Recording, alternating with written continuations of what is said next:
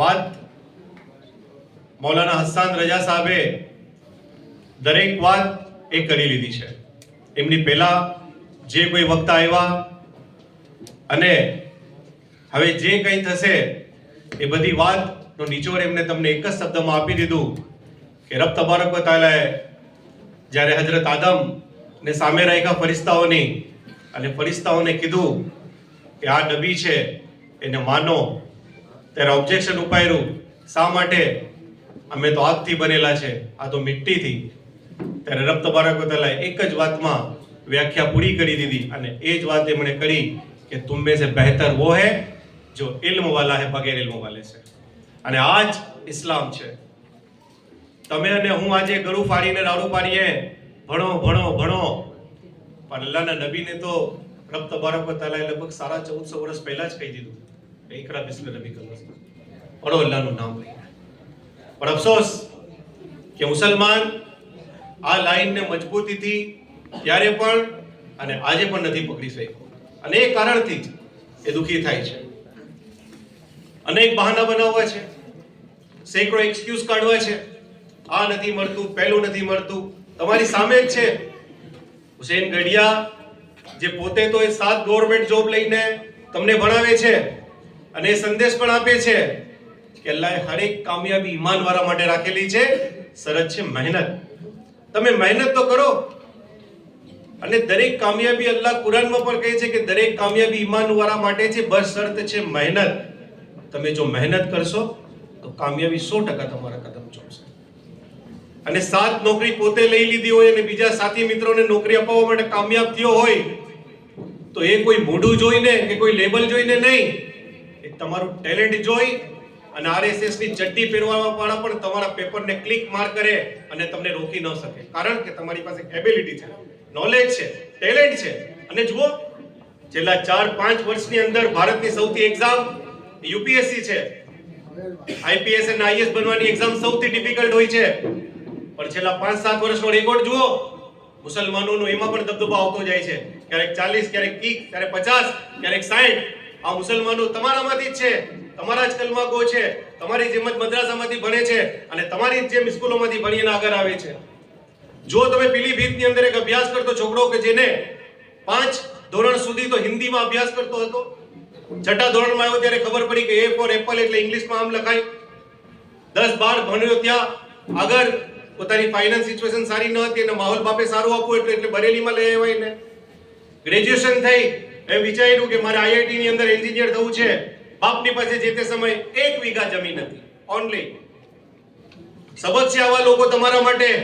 તમે ને હું કુરિવાજોની અંદર જમીનો વેચી અને પાયમાલ થઈ ગયા છે, પણ એ બાપને સલામ છે કે પોતાના દીકરા માટે 1 વીઘા જમીન વેચી અને આઈઆઈટીમાં 1 લાખ રૂપિયા જેટલું ખર્ચ હતું પણ 35,000 ફીસ ભરી અને બાકી રૂપિયાનો એક સામાન્ય એરિયાની અંદર પોતે પોતાનું ઘર ખરીદ્યું. આઈઆઈટીમાં ભણવું હતું પણ ફેલ થઈ ગયા, એડમિશન ન મળ્યું અને એડમિશન લીધું તો ભારતનું જેવું આજ મસ્તક ઊંચું કરી અને ભારતની અંદર ઊભી છે અલીગઢ મુસ્લિમ યુનિવર્સિટીમાં અલ્હમ્દુલિલ્લાહ એડમિશન લીધું. ત્યાંથી પોતે બીટેક થયા અને બીટેક થયા અને 2 ઓપ્શન મળ્યા કે સાયમન કંપની અને ટાટા કન્સલ્ટન્ટ કેમ્પસમાં તમને નોકરી આપવા માંગે છે. ત્યારે પોતે એક સાયન્ટિસ્ટ થઈ અને સાયમન કંપનીમાં જોઈન્ટ થયા. અણુશક્તિનગર મુંબઈની અંદર 1 વર્ષ જોબ કરી અને જોબ મૂકી દીધી. દિલમાં વિચાર હતું કે અલ્લાહે મારા માટે કંઈ બહેતર રાખેલું છે. હું યુપીએસસી કરીશ, હું પર એક્ઝામ્પલ બનીશ અને મારી કોમને પર બેસ્ટ દ્રષ્ટાંત આપીશ. અને પોતે તૈયારી કરે છે, પહેલા પ્રયત્ન ફેલ થઈ જાય છે, પણ અડગ માનવી જે છે ને એ ડગતો નથી, અથાગ રહે છે.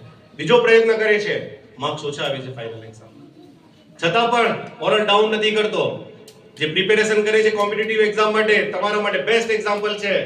અને ત્રીજા પ્રયત્ને ઇન્ટરવ્યુમાં સૌથી શ્રેષ્ઠ માર્ક્સ લઈ અને નુરુલ હસન બાટ પડે છે અને આઈપીએસ બનીને તમારી સામે માર્ક્સ આવે છે. આમ છે એટલે દરેક કામયાબી ઈમાનવાળા માટે રાખેલી છે. જમીન વેચે છે બાપ બાળકને ભણાવવા માટે, જમીન વેચી અને 15 દેગ પકાવવા માટે નહીં. આ બાપ તમારા ને મારા માટે નોલેજ હોવા જોઈએ.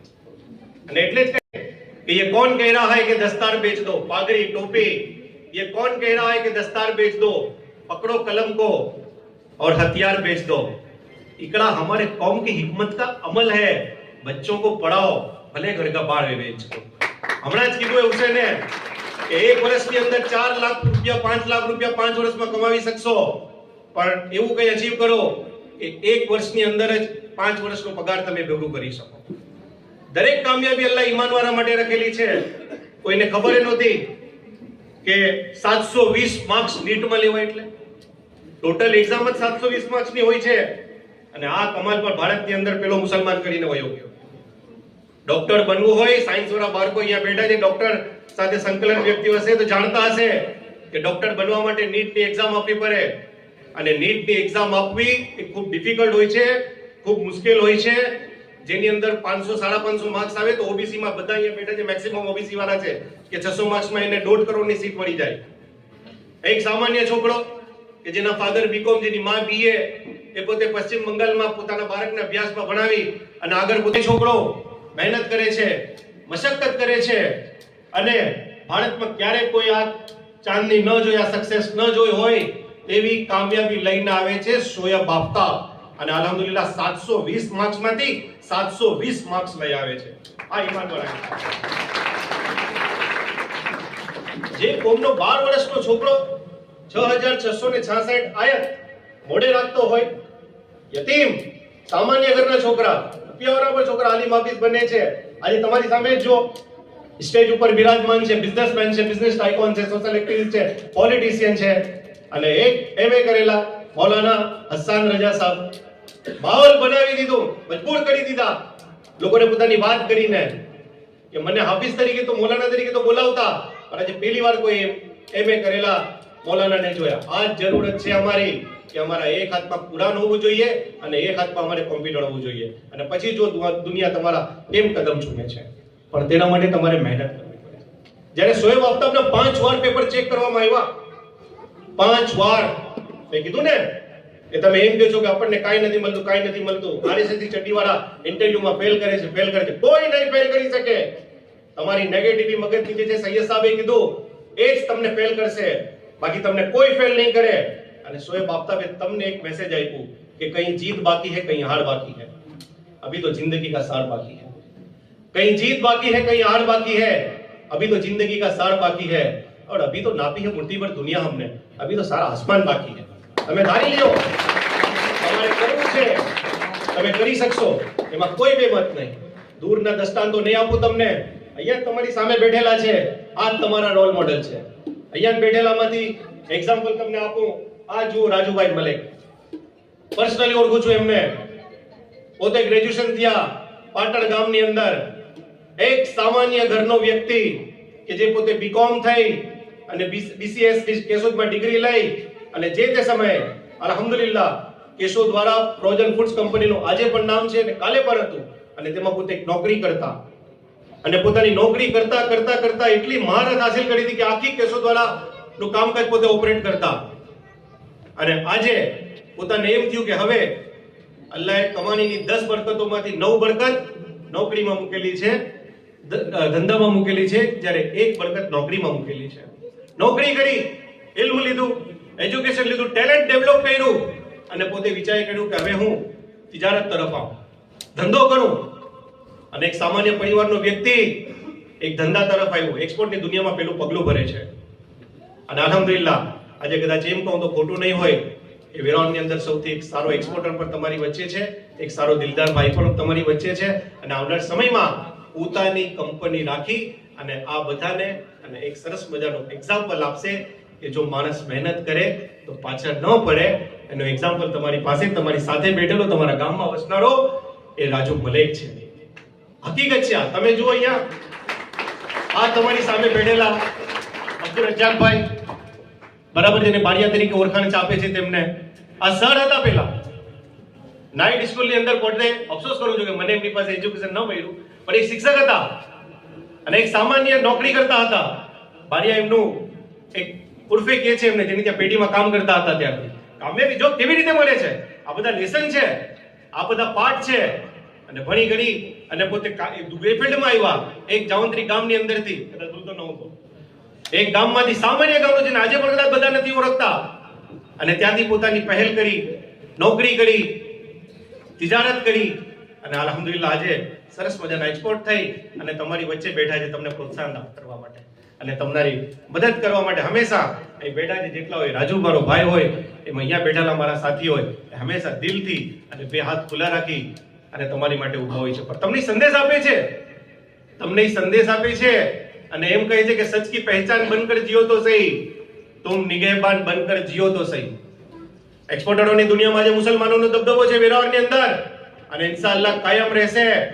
એટલે જ કહે છે કે સચ કી પહેચાન બનકર જીઓ તો સહી, तुम निगहबान बनकर जियो तो सही, ये जमाना अदब से झुकाएगा सर, तुम मुसलमान बनकर जियो तो सही. साचो मुसलमान हमेशा कामयाब થશે. તમારી નિયત સારી હોવી જોઈએ. અલ્લાહ પાક કુરાનની અંદર કહે છે કે દરેક અમલનું દારોમદાર એ નિયત પર હોય છે. પણ આજે મારા યંગસ્ટરને હું કહું છું કે આ તમારા માટે રોલ મોડેલ છે, પણ તમે ક્યાં જાઓ છો? હઝરત સાહેબે કીધું કે મોબાઈલ છે તેની આપણ એક ડ્રગ્સ જ છે એક જાતનું કે જેનો સારો ઉપયોગ કરો તો લાઈફ બનશે ને ખરાબ ઉપયોગ કરો તો બદથી બદતર જિંદગી બનશે. એનો સારો ઉપયોગ કરો. મારા યુવાનોને મારું ખાસ આજના અહીં ઘણી તાદાદમાં મારા યંગસ્ટર અહીંયા બેઠા છે, નશાના આદિ બનતા જાય છે. સામાન્ય પાન અને સુપારીની આદત ક્યારે એમડી માં તમને નાખી દે છે, તમને ખબર નથી પડતી અને તમારી તો જિંદગી બરબાદ થાય છે, સાથે સાથે તમારા મા બાપની પણ જિંદગી બરબાદ થાય છે. હું મારા યુવાનોને રિક્વેસ્ટ કરું છું કે તમે હેબિચ્યુઅલ થાઓ, આદત પાડો, નશો કરો, ઇલ્મનો નશો કરો તમે, એટલે તમે પણ કામયાબ થશો અને તમારા મા બાપ જે બિચારા તમારા માટે ક્યાંક કાળાકુવા જીઆઈડીસી માં કમર છેલી નાખે છે, ક્યાંક રેકરીઓ ઢસડી હાથની રેખાઓ ભૂસાઈ ગઈ છે એમની, કે તમે એમને એક સારી જિંદગી આપશો. યુવાનોને હું રિક્વેસ્ટ કરીશ કે નશાની આદતમાંથી બહાર આવો જે તમારી જિંદગી બરબાદ કરે છે, અને ઇલ્મનો નશો કરો જે તમને બહાર આવો જે તમારી જિંદગી બરબાદ કરે છે, અને ઇલ્મનો નશો કરો જે તમને કામયાબી અપાવશે. મારી બેન દીકરીઓ મારી સામે બેઠી છે, બહુ ઓછી મુલાકાત થાય છે, બોયઝ સ્કૂલમાં ભણાવું છું એટલે એમની સાથે. તમે એ છો આજની દીકરી આવનાર સમયની માં છે. અરે એમ કહેવામાં આવ્યું કે માના પગની નીચે જન્નત છે. તમે એ છો કે પૈગંબરે તમારા જેવી માના પેટમાંથી જન્મ લીધો અને દુનિયામાં એમ કહે છે કે મોહમ્મદ સલ્લલ્લાહુ અલૈહિ વસલ્લમ is the best personality among the world. એ દીકરીઓ મારી સામે તમે છો અને તમે ઈચ્છો તો આ જનરેશનને તારી શકો છો અને તમે ઈચ્છો તો આ જનરેશનને બરબાદ કરી શકો છો. સરકાર ગોસુલ આઝમ દસ્તગીર જ્યારે મદ્રેસામાં એમની બિસ્મિલ્લાહ થઈ અને જ્યારે એમના ઉસ્તાદ એમને પઢાવ્યું કે બોલો શેખ અબ્દુલ કાદિર બિસ્મિલ્લાહિર રહમાનિર રહીમ, ત્યારે એકી સાથે 17 પાળા એમને એક મોજ જુબાન ઉપર યાદ હતા. એમના ઉસ્તાદ એ મોહતરમ હેરાન થયા કે આ શું 17 પાળા એક છોકરો બિસ્મિલ્લાહ બોલવા માટે આવ્યો છે મદ્રેસામાં અને યાદ છે, અને હાથ પકડી એને લઈ ગયા કે આ શું છે, આને તો 17 પાળા યાદ આવે છે. ત્યારે માં એમ કહે છે કે એમાં એની કોઈ કળામત નથી, હું પોતે હાફિઝા છું. એટલે માં હાફિઝા હોય તો દીકરો શેખ અબ્દુલ કાદિર જીલાની બને છે. હવે તમારે ડિસાઈડ કરવાનું છે કે ક્યાં લઈ જવાનું છે. હાથ અજમાવો, દરેક વસ્તુમાં હાથ અજમાવો. શિક્ષણમાં, સામાજિક જીવનમાં, રાજકીય જીવનમાં અલ્લાહે દરેક કામયાબી ઈમાનવાળા માટે રાખેલી છે. અને અમે એ છીએ કે જ્યારે રાજકારણમાં આવીએ ભારતની અંદર તો મૌલાના અબુલ કલામ આઝાદ બનીને કહીએ છીએ કે ફર્સ્ટ એજ્યુકેશન મિનિસ્ટર બને છે કે જે આઈઆઈએમ, આઈઆઈટી જેવી સંસ્થાઓ આજે પણ કોઈ નથી બની શકાયો એવા મુસલમાન બનીને બહાર આવીએ છીએ. અમે સ્પોર્ટ્સની અંદર આવીએ છીએ તો એક આંખવાળો એ પટોળી નવાબ કે જેને ભારતને ફર્સ્ટ ટેસ્ટ ઇન્ટરનેશનલ કપ અપાવી દીધો એ અમે બની જઈએ છીએ. અમે જો તબલા ઉપર થનક મારી દઈએ તો દુનિયા એમ કહે છે કે વાહ આ ઝાકિર હુસૈન છે. અમે વારાણસીની પાટ ઉપર સૈનાઈ લઈને બેસી જઈએ તો અમે દુનિયાને કહીએ છીએ કે આ બિસ્મિલ્લાહ ખાન છે. અરે અમે હાથમાં બેટ લઈને ઊભા રહી જઈએ તો પઠાણ બંધુ બહાર આવી જઈએ છીએ. અમે હાથમાં રેકેટ લઈને આવીએ તો સાનિયા મિર્ઝા અમારી બહાર આવે છે. અને અમે હાથમાં જો પુસ્તક લઈને બહાર આવી જઈએ તો ભારતનો missile man APJ Abdul Kalam બનીને બહાર આવીએ. હાથમાં શું લેવું છે એ તમારે ડિસાઈડ કરવું પડશે કે તમારે હાથમાં શું લેવું છે. તમે જે વસ્તુ હાથમાં લેશો એ તમારો આવનાર સમય ડિસાઈડ કરશે. બસ તમે એ છો કે જે તારીખ બદલી શકો છો. મારી સામે એ બેઠેલા છે જે ઇતિહાસ બદલી શકે છે અને ઇતિહાસ તમે બદલશો અને આવનાર સમયમાં જે મારો નાના ભાઈએ કીધું કે મારું ટાર્ગેટ છે કે આજે 10 ગવર્નમેન્ટ જોબ છે, કાલે 100 અચીવ થશે. ઇન્શાઅલ્લાહ. અને હું તો એમ કહીશ કે પ્રાઇવેટ જોબ હોય કે ગવર્નમેન્ટ જોબ હોય, આ ગામની અંદર 90,000 મુસલમાનોની વસ્તી છે અને એનો દબદબો હંમેશા રહેવો જોઈએ. કારણ કે તમન્ના हमारी सारी गर्दिश छीन लेती है. गर्दिश એટલે गरीबी. तमन्ना हमारी सारी गर्दिश छीन लेती है, गरीबी बच्चों के चेहरे से रौनक छीन लेती है. और हमारी कौम की तारीख क्या देखी नहीं तूने? अगर ये जीत पर आए तो हुकूमत छीन लेती है. जीत करो, जिद्दी बनो. તમે છો જે દરેક વસ્તુમાં બદલાવ લઈ આવી શકો. અલ્હમ્દુલિલ્લાહ ગાચી સમાજ પાટણમાં ઊભો છું. 100% વાત કરીશ, સૌથી વધુ પાટણની અંદર જો કોઈ સમાજ કામયાબ હોય તો એ ગાચી સમાજ છે. જો કેટલાય ડોક્ટર, એન્જિનિયર અહીં છે અને આ સમાજને સલામ છે કે દરેક રીતે વિદ્યાર્થીઓને મોટિવેટ કરે છે. અને હું બેઠો છું ને મારી સામે 4-5 મારા યુવાનો છે પટણી સમાજ માટેના કે જેમનું બીડું ઝડપેલું છે સમાજને ડેવલપ કરવાનું, અને પટણી હેલ્પિંગ હેન્ડ તરીકે બહાર આવે છે. 10 યુવાન છોકરાઓને ગાંધીનગર પોતાના ખર્ચે પોલીસ ડિપાર્ટમેન્ટમાં મોકલાવેલા છે. એ રાજુ છે, જાવેદ છે, બરાબર, મોહમ્મદ ગોવાલ છે, મોહમ્મદ હનીફ છે, બીજા સાથી મિત્રો છે. આવી વિચારધારા પેદા કરો તો બદલાવ લઈ આવી શકશો. પોતે તો કામયાબ જ છે, એક કંપનીનો માલિક છે, બીજો કંપનીનો માલિક છે, એક કંપનીનો મેનેજર છે. અને મુસલમાનોની અંદર બેદારી પેદા થાય એટલે આવા યુવાનોની આપણને જરૂર છે. હું તમને બે હાથ જોડીને એ જ વાત કરીશ કે ભણો અને સાથ સહકાર આપો અને કોમને આગળ વધારો. બસ અલ્લાહથી હજરત એ દુઆ કરીશ કે હું રહું કે ના રહું, અલ્લાહ પાક એ બેઠેલા અમારા જેટલા સાથી છે એને સલામત રાખે. અલ્લાહ હાફિઝ.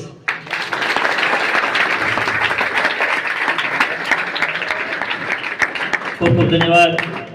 Thank you.